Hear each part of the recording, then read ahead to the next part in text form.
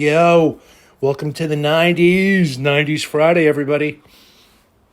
So, last week I decided for the new year I was going to go through each year and kind of do like a 5-tune Friday, picking a mix of songs, 5 plus a couple bonus, and kind of focus on like last week. 1990 was a weird year. There wasn't really one trend.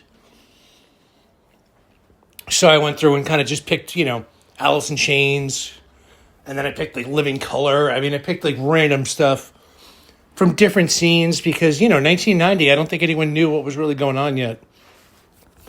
Now, I just want to say, I just realized that I purposely focused on like alternative rock. I did not pick Guns N' Roses songs from the 91 album because I just feel like it's a different thing.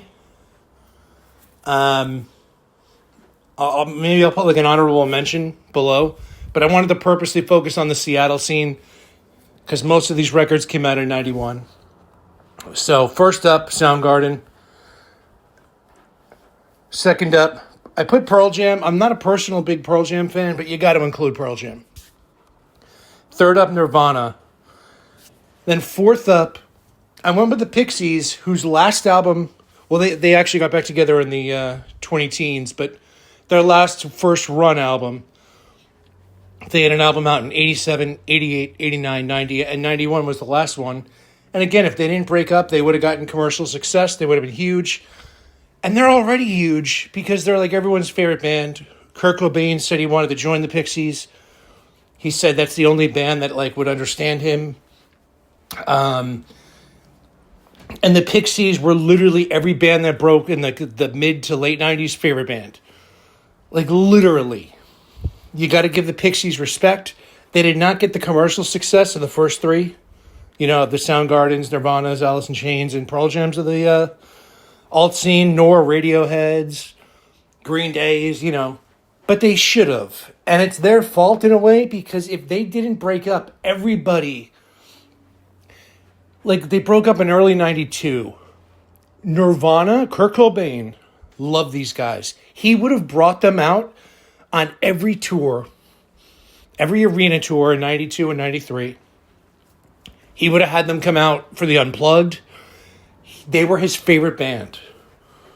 And even the bass player who sings sometimes, Kim, usually it's the frontman, Francis Black. Even her new band in 1993 had a big hit. The song Cannonball from the Breeders. And it, easily if they had an album out in 93, they would have been huge. They would have got the commercial success. But generally speaking, in the alternative scenes of music, the first person never gets the credit. You look at 9 Inch Nails, Trent Reznor. There were other alternative like synth artists who kind of paved the way, who did not get the commercial success. And I'm sure in hip hop it's the same way. I know it's the same way. In country music, it probably was the same way. All kinds of alternative and rock and roll music. It's just how it is. It's just how the trends are. The first band never gets the credit. Now, the Pixies have extreme respect. I remember people would always tell me, you got to listen to the Pixies. They're the band that influenced everybody. So they got the influence respect. Like, they are recognized. And they've been well rewarded for it in, like, the 2000s, like, years later, as people that grew up listening to all these other bands. They kind of went back and got into the Pixies because every band told them that the Pixies were their favorite band. But, commercially, I think they would have been rewarded if they hadn't broken up in 1992. And then I got to go Sonic Youth for the 5th pick. Again, I know some people are going to say, how could you not pick Guns N' Roses 1991? I decided to focus on alternative rock. And Sonic Youth fits right in with the Pixies and with Nirvana. I just purposely wanted to focus on that kind of music. I think 1991 is more memorized, more memorialized, whatever, for Nirvana, for the alternative rock breaking out in the mainstream. You know, alternative rock was around in the 80s, but it was underground. You had a lot of bands that were around who, you know, came out in the 90s and never really got the commercial success. The Melvins, I did a post yesterday picking 10 albums from 2024. I tried to really pick all kinds of different stuff. It wasn't just my 10 favorites. I really tried to pick different stuff. I picked a hip-hop album from Kendrick Lamar. I picked the new Melvins, the new Nick Cave and the Seeds.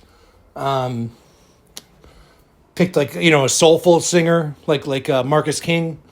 So if you want to check out some new music and you happen to not see my last post, check it out. You can't miss it.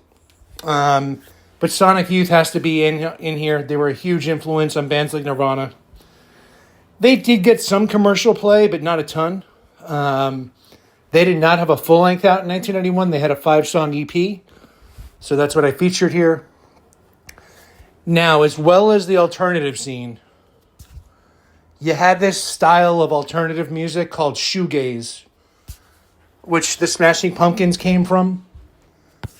Again, it's just, you know, there's different pockets of different styles in each kind of music. You look at 90s alternative, it really started in the late 80s with the band My Bloody Valentine, their 1989 record. If anything, the Smashing Pumpkins kind of lifted from them a little bit. They were influenced by them, I'll put it that way. But I'm featuring as bonus jams the first Smashing Pumpkins record, the album Gish. I'm featuring a song off that. It was picked up. They were signed to a major label right after they released this, and it was actually promoted by the major label that put out their 93 and 95 albums, which obviously were huge commercially.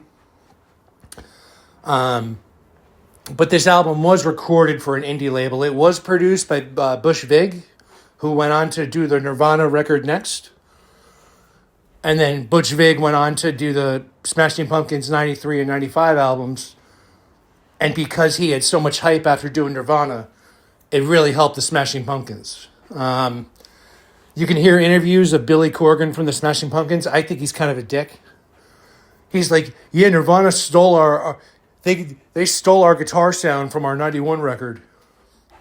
Yeah, well, if Nirvana didn't blow up, you never would have ever gotten mainstream success. So relax, Billy Corgan. And then I'm featuring the band My Bloody Valentine, their 1991 album, their last album. They only had 2 albums. The song When You Sleep, the album Loveless. Very popular among, you know, these bands that made it in the 90s. But again, it didn't really have the commercial success. I think this song did get a little bit of play on alternative radio. But it's almost mixed in a way that's not really commercially appealing. It's kind of a rough production. It's meant to be. I think it's, you know, on purpose. But very influential album to a lot of the bands that came out later in the 90s. So I think they're an important band in the 90s and the alternative scene. And then I threw in the band Slow Dive from the album Just for a Day, 1991. Again, not a band that had mainstream success, but they were in that same kind of shoegaze scene as the Smashing Pumpkins and My Bloody Valentine. And just, you know, we're kind of in that scene. And I think 1991 was the year alternative music broke. So I'm focusing on that. I'm going to add in Guns N' Roses, the double album. I think that is an important record.